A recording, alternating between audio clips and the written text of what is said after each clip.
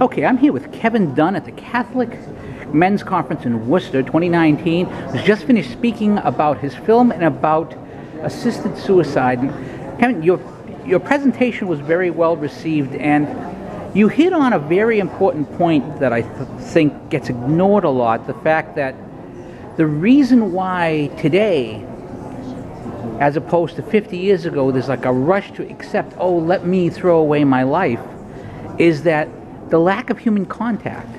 Could you expand on that a little bit? Well, I think it was Mother Teresa who said, you know, the greatest, one of the greatest things we face today is this culture of loneliness. You know, that we don't have the compassion we used to, and that people are feeling abandoned, people are feeling alone, people are feeling that they just they aren't worthy of living. She found the antidote by becoming a prophet of hope, by reaching down, by touching, by loving, by being present in the lives of those that she cared for. And that's what we're being called to do, because we have this epidemic right now of loneliness, of depression, of anxiety, of fear. Because that's what these laws are about, these assisted dying laws, these assisted suicide laws. They're about, people think they're about pain, and yes, pain does have something to do with it. But look at the studies, it's fear. It's fear of me losing autonomy, fear of suffering, fear. And in that fear we become lonely. And then that loneliness is where we end up saying, I give up. And that's the big challenge today. We have to get out there and change that attitude by being present in the lives of others. I've heard, my old pastor once said that abortion was the abandonment of hope. And is not assisted suicide the same thing? We're telling people they have no hope, or giving ourselves, not just the people who are committing suicide, but giving ourselves an out to not have to, I don't have to care, I don't have to be compassionate. I can be compassionate by making someone go away. It's the moral inversion from just 20 years ago, let alone 50, is astounding. Yeah. Well, sadly, we have these laws, or in Canada, we have a lack of a law that protects the unborn. And people say, well, you know what, regardless of the laws, there should be my choice. This is my body, my choice, you know, whether it's with an unplanned pregnancy, a baby, or whether it's me at the end of life, I should be able to decide. And they're absolutely right. They do have that free will to make these decisions. But are the decisions being made with informed consciences? Are the decisions, more importantly, being made with other people who will say, you know what, this situation is not, I understand, is causing you a lot of grief, but I want to journey with you. I tell you, if we had more people to support women in crisis pregnancies, if we had more crisis pregnancy centers, if we had more people who were going to be present in the life of somebody with an unplanned pregnancy, in the life of somebody who's considering assisted suicide, we wouldn't have the number of people accessing these laws or lack of laws and choosing death as opposed to life. And these aren't my stories. These are the stories of people that I've spoken with all around the world. We need to become prophets of hope. So yes, in a very real way, that sense of abandonment can be overcome by us becoming a prophet of hope in these lives of these women with unplanned pregnancies. You talked about a politician changing his view on assisted suicide after seeing a film. Are a lot of such people who are supporting these laws, who believe they're being compassionate, to what degree are they uninformed about the issue? Or, and this is a terrible thing to say, but I'm going to say it anyways. Do you see any sign that they don't want to be informed?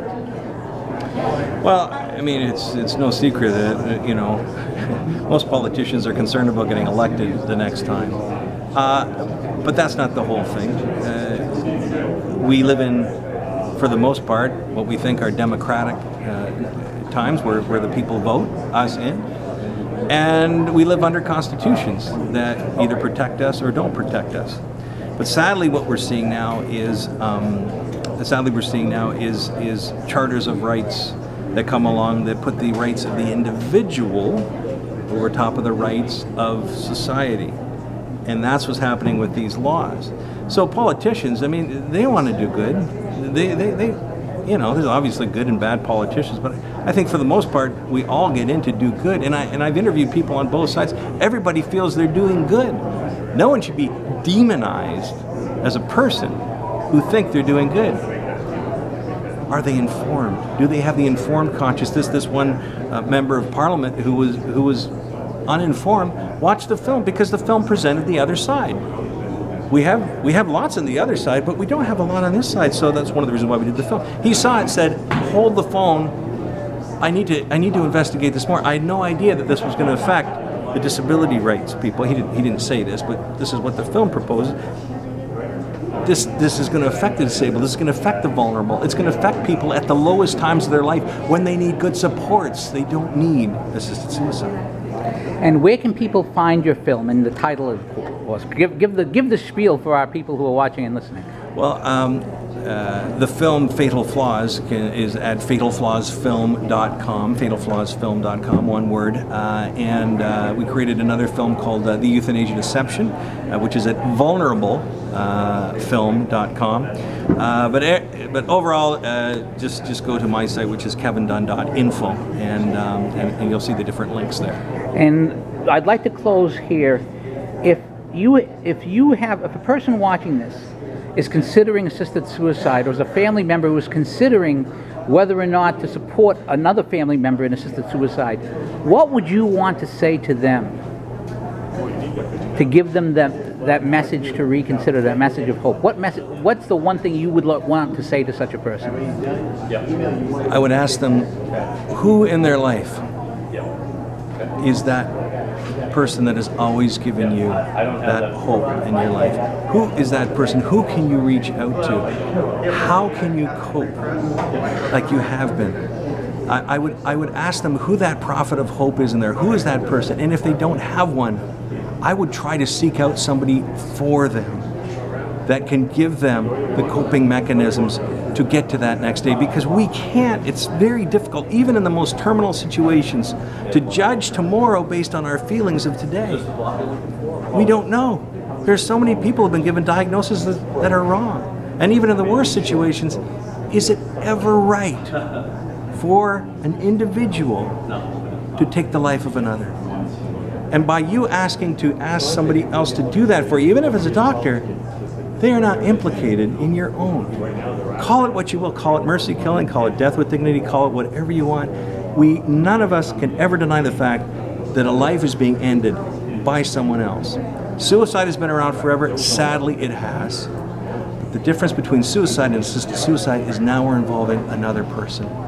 And those are big considerations that we all have to take into effect. But most of all, we have to pray. We have to pray for these people who are at the lowest times in their life. Pray that they find the support they need, because that's what we need. That's what they need the most. They need support. They need quality health care. They need all of these things. We have to fight for that. But most of all, we have to be a prophet of hope in their life, or seek out a prophet of hope. There are people out there, and if we can introduce the Lord to them, if we can introduce Jesus by our own actions, we can become that prophet of hope in people's lives. Kevin, thank you so much for your time. Thank you, sir.